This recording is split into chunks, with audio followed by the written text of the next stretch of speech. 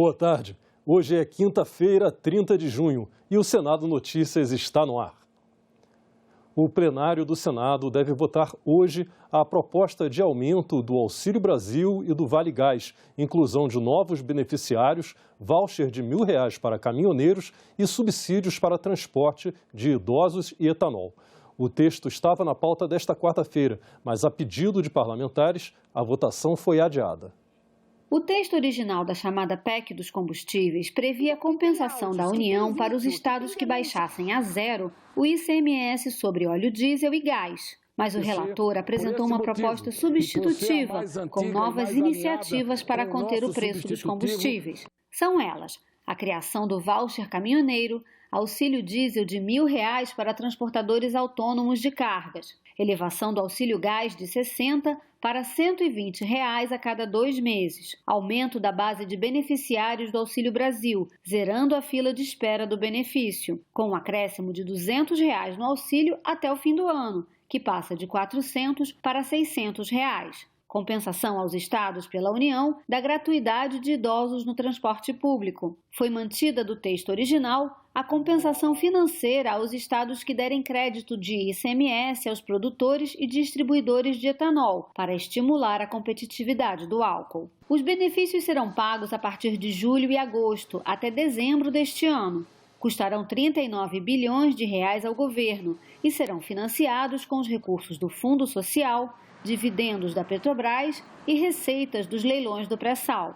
Para que os benefícios sejam pagos em ano eleitoral, será decretado estado de emergência, provocado pelo aumento de preços dos combustíveis. O reconhecimento do estado de emergência é importante para dar o necessário suporte legal às diferentes políticas públicas, focadas nos mais vulneráveis que o substitutivo propõe. Alguns senadores pediram mais tempo para analisar o relatório. Um tema como esse, eu acho, com emergência, com não ter qualquer tipo de vedação, não dá para ler o relatório, apresentar o relatório 11 horas da manhã, ter 3 horas para ser discutido e para ser votado agora, de imediato. Algumas bancadas partidárias não tiveram tempo de fazer destaque, de analisar o destaque. É o caso da bancada do Partido dos Trabalhadores, tem direito de destaque, mas tem aspectos que precisam serem analisados pormenorizadamente e não houve tempo. Tem outros partidos que têm desejo de fazer destaque e não teve tempo. Ninguém foi privado aqui de apresentar emenda, ninguém foi privado de apresentar destaque.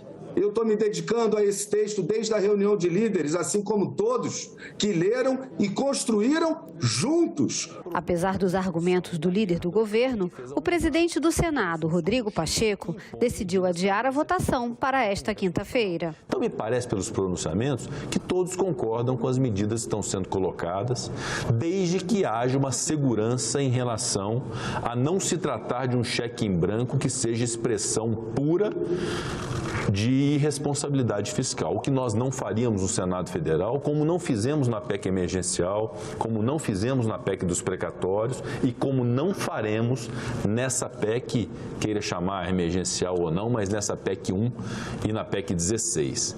Mas, de fato, em se tratando de uma alteração constitucional, o passar de um dia ou o passar de 2 dias para que tenhamos segurança do texto em relação a uma alteração constitucional, eu acho absolutamente apropriado, especialmente porque essa PEC, repito, não foi submetida à Comissão de Constituição e Justiça. É preciso ter segurança em relação a todos os conceitos que estão ali contidos.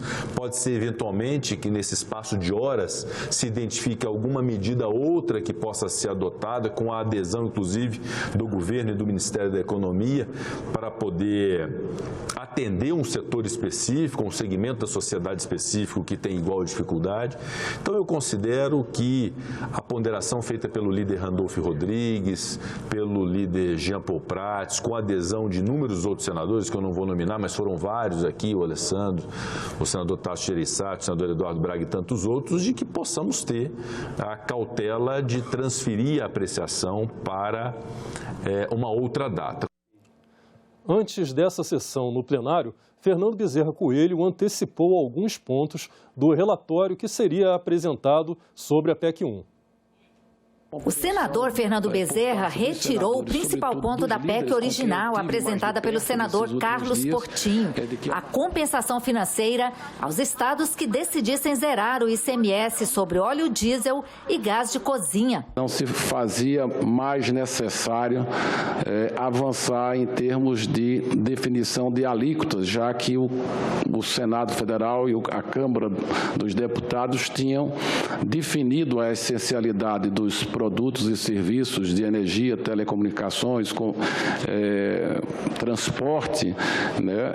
E, portanto, já seria suficiente aguardar um certo prazo para que o PLP 18 pudesse produzir os seus efeitos, que começou a produzir. O governador de São Paulo reduziu a alíquota da gasolina, outros governadores deverão seguir o exemplo. O texto construído em acordo com o Executivo prevê o uso dos recursos em benefícios sociais. De acordo com a proposta, o valor do Auxílio Brasil passaria de R$ 400 para R$ 600. Isso tem uma estimativa de custo da ordem de 26 bilhões de reais até o final do ano. É importante assinalar que dentro desses 26 bilhões de reais, nós iremos zerar a atual fila de beneficiários. O Ministério da Cidadania estima em quase 1,6 milhões de famílias que estão na fila de espera do programa Auxílio Brasil. O Auxílio Gás, hoje cerca de R$ 60 a cada 2 meses, passaria para R$ 120 a cada 2 meses, a serem concedidos a cerca de 5.860.000 famílias. Além disso, pelo texto, será criado um voucher no valor de R$ 1.000 a ser pago aos caminhoneiros autônomos de carga. Como os recursos são limitados, a ideia é focar o apoio do auxílio caminhoneiro aos mais fragilizados dessa cadeia de transporte de carga. E aí fizemos a opção de contemplar apenas e exclusivamente os transportadores autônomos. Nós também queremos registrar que vão ser contemplados só aqueles que estiverem cadastrados no registro nacional até 31 de maio. Também está prevista uma compensação aos estados para atender a gratuidade já prevista em lei do transporte público aos idosos. Fernando Bezerra manteve do texto original uma compensação aos estados que mantiverem incentivos que estimulem a competitividade do álcool em relação à gasolina. O texto aponta que o impacto financeiro desses benefícios será de 38,7 bilhões de reais, maior do que os 29,6 bilhões previstos na PEC original. De acordo com a proposta, esse valor ficaria fora do teto de gastos. Os benefícios seriam pagos a partir do final de julho ou início de agosto e só valeriam até o final do ano. O senador Fernando Bezerra ressaltou que a ampliação de benefícios já existentes e a criação de outros num ano eleitoral não fere a lei e se justificam pelo estado de emergência. Vai ter o reconhecimento do estado de emergência decorrente da elevação extraordinária e imprevisível dos preços do petróleo, combustível e seus derivados e dos impactos sociais deles decorrente. Os efeitos do reconhecimento do estado de emergência, eles ficarão circunscritos aos valores e medidas contidas no próprio substitutivo. Portanto, ele não vai ser uma porta aberta para a realização de novas despesas. Segundo ele, o governo terá recursos para bancar a proposta. O resultado primário até abril de 2022 foi de 139 bilhões. O governo está operando no positivo durante todo esse ano de 22. E a expectativa é que o governo venha a ter de novo um superávit primário esse ano. E também aqui eu comento as receitas extraordinárias que não estavam previstas ou estavam subestimadas no orçamento que nós estamos executando. Então, nós estamos estimando a receita da Eletrobras, cujo valor agora já é conhecido, é de 26,6 bilhões, que estão já entrando no cofre do Tesouro Nacional, proveniente do processo de privatização da Eletrobras, ou da democratização do capital da Eletrobras, e também a estimativa que é feita pela Secretaria do Tesouro de repasses de dividendos adicionais ou complementares ao previsto na proposta orçamentária. E aí são do BNDES, da Caixa Econômica Federal, do Banco do Brasil, de diversos outros órgãos do governo federal que estão operando no azul. A instalação ou não da CPI do MEC deve ser decidida na próxima semana. O presidente do Senado, Rodrigo Pacheco, discutiu o assunto ontem com líderes da oposição, Randolfo Rodrigues, e da minoria, Jean Paul Prats.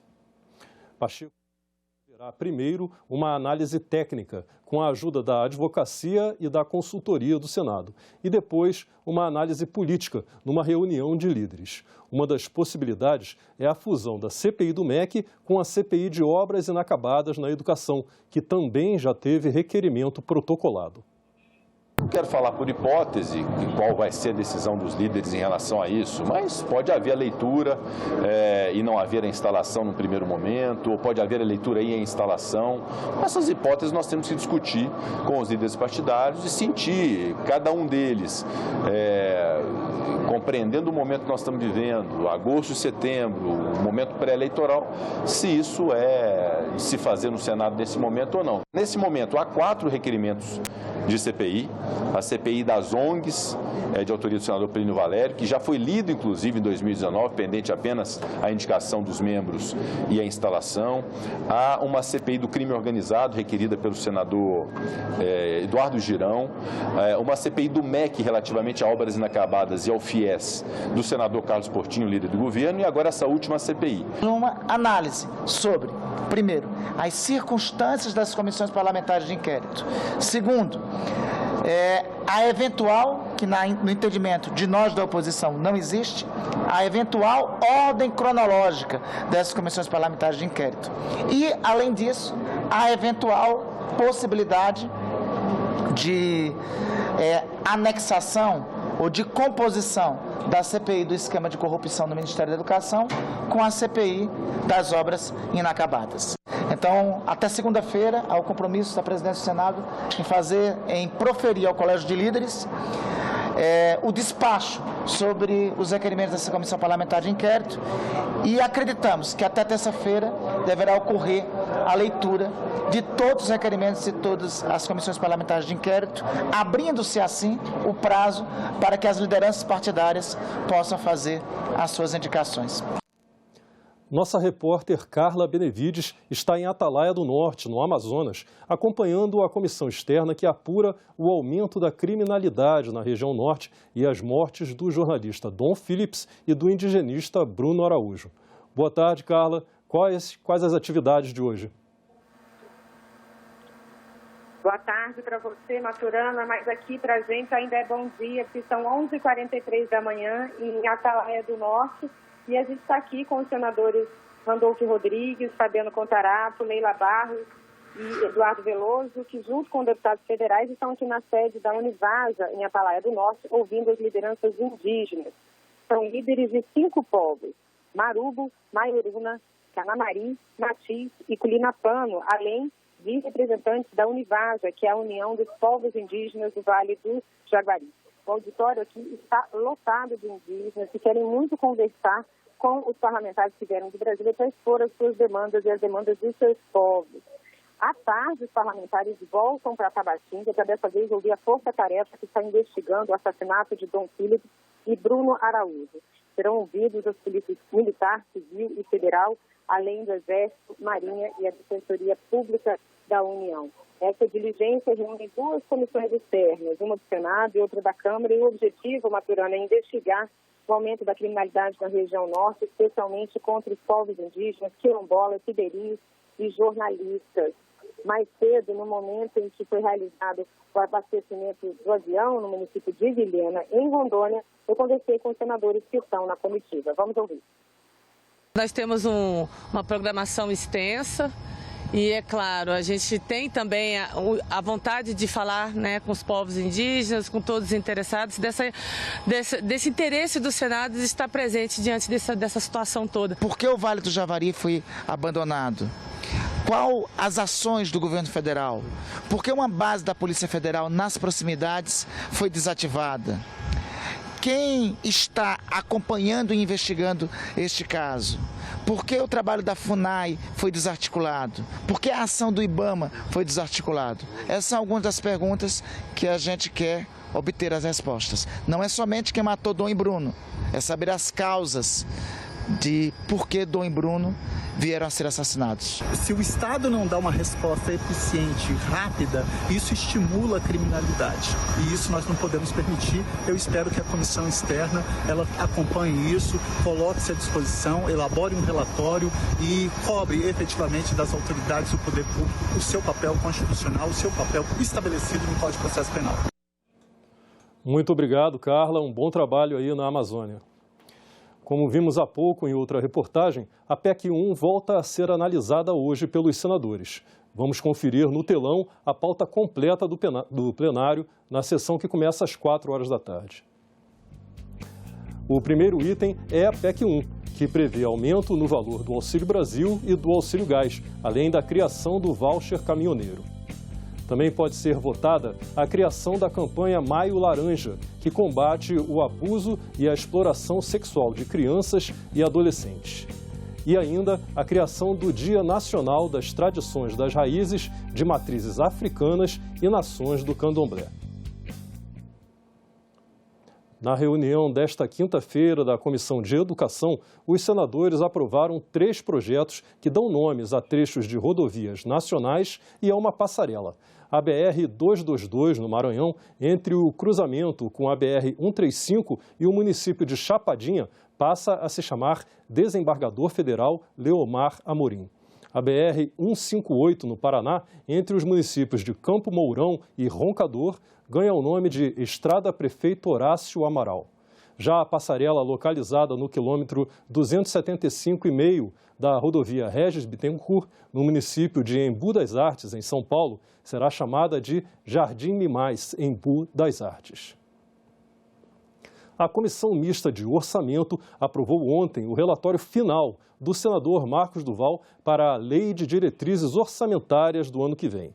O texto segue agora para a votação do Congresso Nacional e prevê salário mínimo de R$ 1.294 e déficit de até R$ 65,9 bilhões nas contas públicas. Presidente e relator da Comissão Mista de Orçamento se reuniram com os líderes antes da discussão do relatório final. Consulta ao plenário, se a gente pode abrir para que o relator faça a leitura do seu relatório, enquanto há o quórum para a deliberação, e após a leitura do relatório a gente abre a discussão. Deputados e senadores elogiaram o trabalho do relator, considerado um avanço. Marcos Duval buscou descentralizar as decisões e dar maior transparência ao orçamento.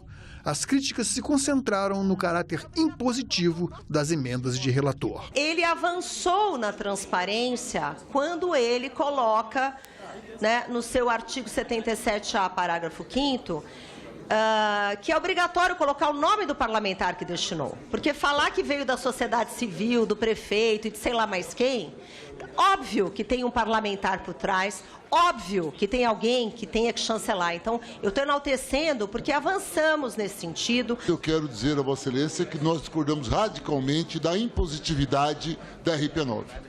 Ela, de maneira nenhuma, ajuda naquilo que a gente quer construir na relação de poderes. Eu entendo que a própria existência da RP9 diminui o poder do Executivo. O relatório final aprovado na Comissão Mista segue para votação no plenário do Congresso, que deve acontecer antes do recesso parlamentar no mês de julho. A sociedade, ela precisa, ela deve e tem o direito de saber para onde estão indo esses recursos. Eu também sempre comunico ao Ministério Público para onde estão indo.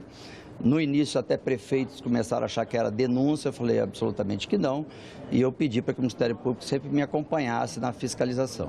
Então, o presidente Ele também, quando nós sentamos, parecia que a gente tinha o mesmo pensamento, da mesma forma. Não é só porque ele está aqui do meu lado, mas é porque é fato, é verdade, senão eu também não teria essa liberdade. E o que nós queremos fazer é isso, deixar cada vez mais transparente para a sociedade, porque esse recurso é da sociedade. Não tem cabimento nenhum ser um orçamento secreto. A CPI da Chapecoense esperava ouvir ontem os depoimentos dos representantes da seguradora Tokio Marine, Brad Eyrick, e da Aon, Simon Kay, mas eles não compareceram à comissão. Mesmo com a ausência dos convidados, o senador Isalci Lucas leu os questionamentos que faria a eles. O presidente da comissão, o senador Jorginho Melo, pediu que as perguntas fossem encaminhadas aos faltosos. A CPI da Chapecoense foi instaurada em 2019 para investigar os motivos pelos quais os familiares das vítimas do acidente aéreo ainda não receberam indenizações. Ficamos por aqui. Você pode rever as reportagens desta edição na nossa página na internet, senado.leg.br/tv. A gente termina essa edição com imagens do terceiro dia de atividades do programa Jovem Senador, que ocorre durante esta semana aqui no Senado, permitindo a 27 estudantes de escolas públicas de todo o país, selecionados por concurso de redação, vivenciarem o dia a dia dos senadores.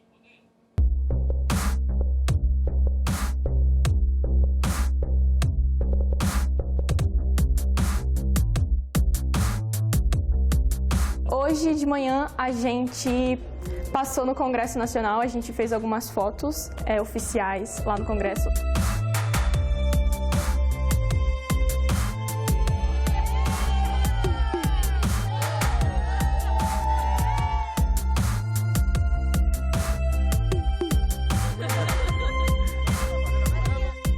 Assim, a minha experiência aqui no Congresso está sendo muito incrível. Eu não esperava que fosse tão maravilhosa assim, porque a gente vendo de fora é outra coisa muito diferente, uma realidade muito, muito, muito diferente. O conhecimento que eu estou tendo aqui, meu Deus, vai me servir demais no futuro.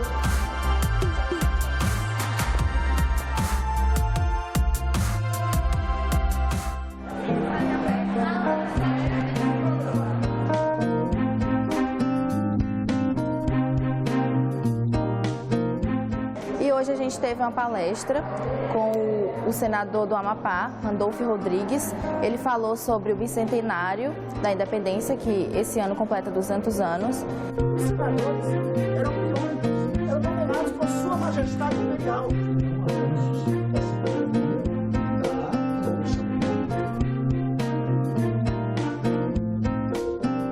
E eu tenho bastante expectativa para esse segundo dia, porque ontem, como a gente escolheu o projeto que a gente ia abordar, hoje a gente vai meio que consolidar ele efetivamente. E eu estou bastante animado para isso.